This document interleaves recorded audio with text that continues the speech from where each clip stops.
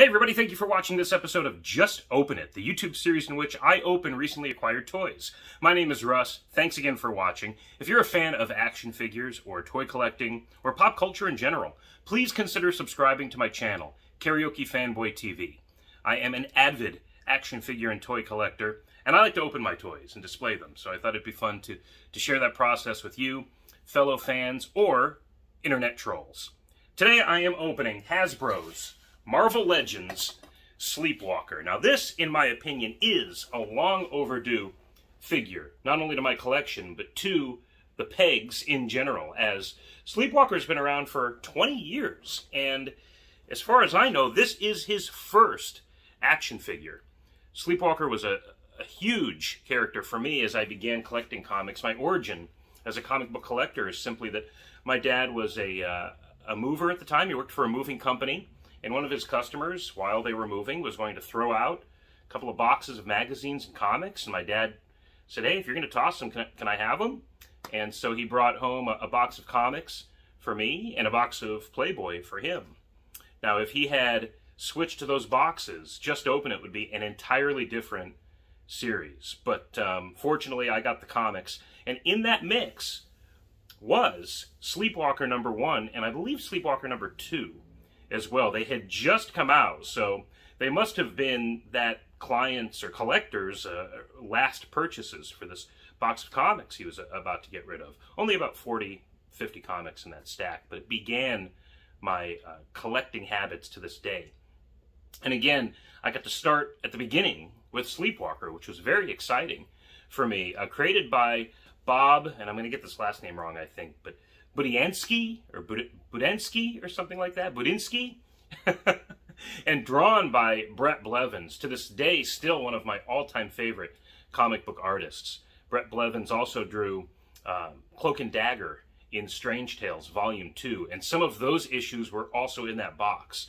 So Brett Blevins, along with Eric Larson and a handful of others, were among the first artists I began to follow. He was among one of those artists as well at the very beginning of my fandom. So again, when I heard that Sleepwalker was coming out as a figure, I knew I had to have him.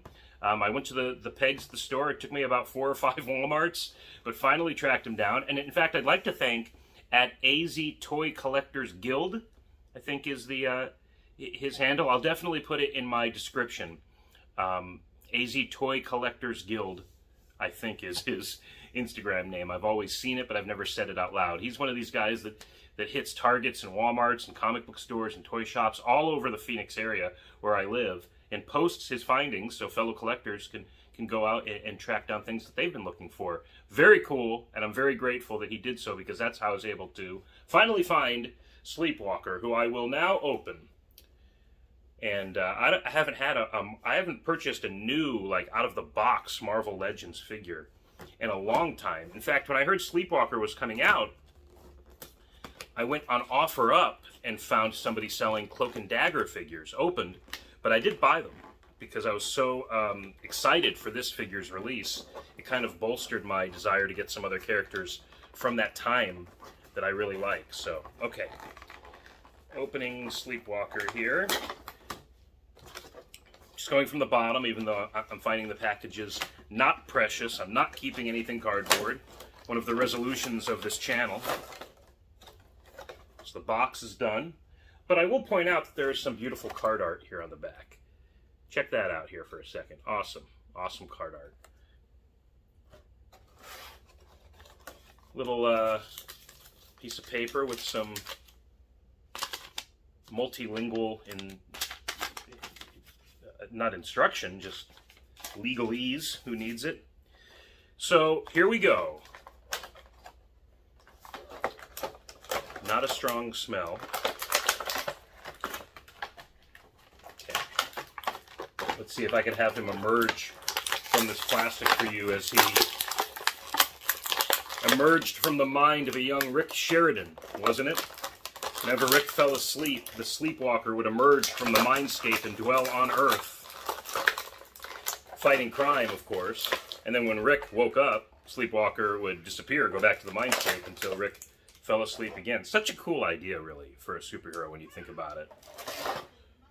But here he is in all of his glory. with two clenched fists, and that odd discolored arm that was so indicative of his appearances at that time, and obviously still. I'm curious about that creative choice. I wonder if it was just to break up the monotony of an otherwise 2- or 3-tone costume here. But I dig it, man. Wow, very cool. Easy points for articulation already. Just kind of that Sleepwalker stance when he would emerge from the mindscape.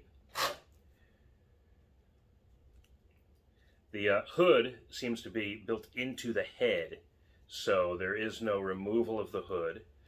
The cape seems to be its own piece attached between the head and body here. So the neck, when he turns his head, the cape does not move with it. It's its own separate piece.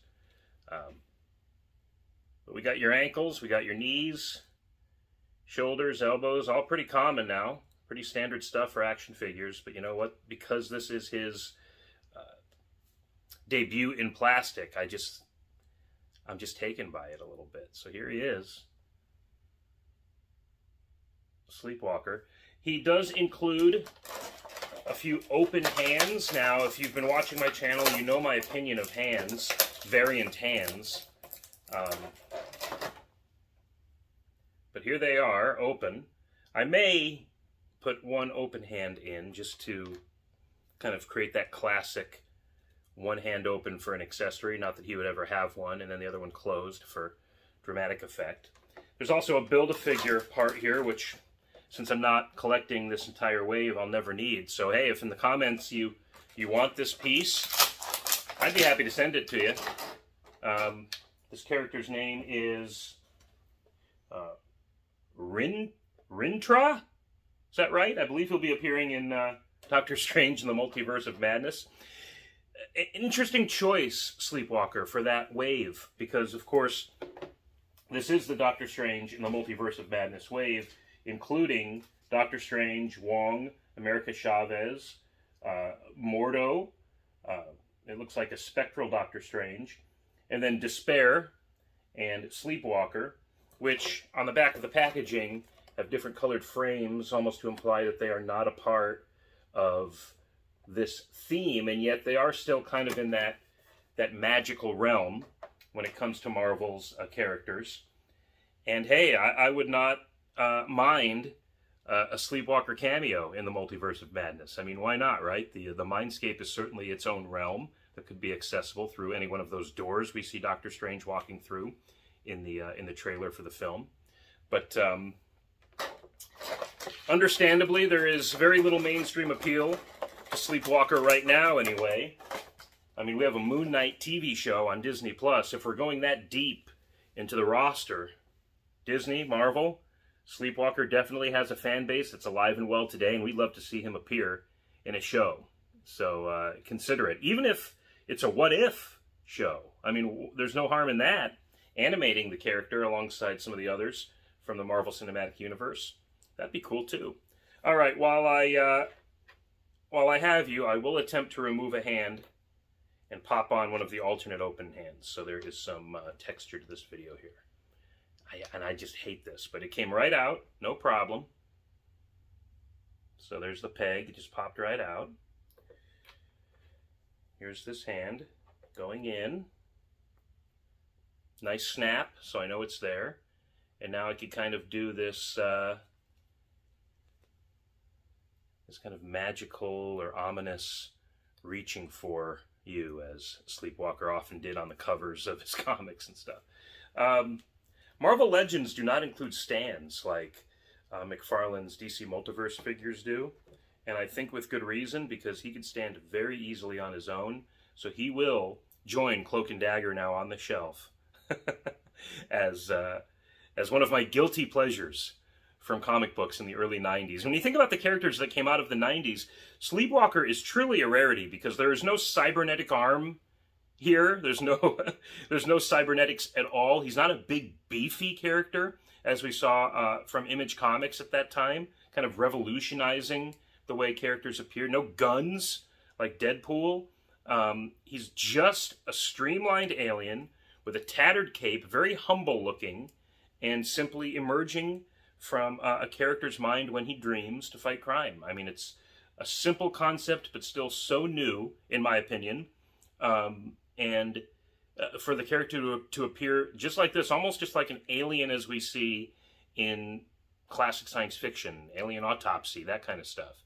To create a character like that and yet give him such a unique context, to me, is very cool. So my hat's off to Bob B., Brett Blevins, and everybody else responsible for Sleepwalker then, and hopefully again soon. So thank you very much for watching this episode. Join me next time when I look at the stacks of action figures, literally here in my living room, and I grab one off the stack and I say, you know what? Just open it. I'll catch you next time.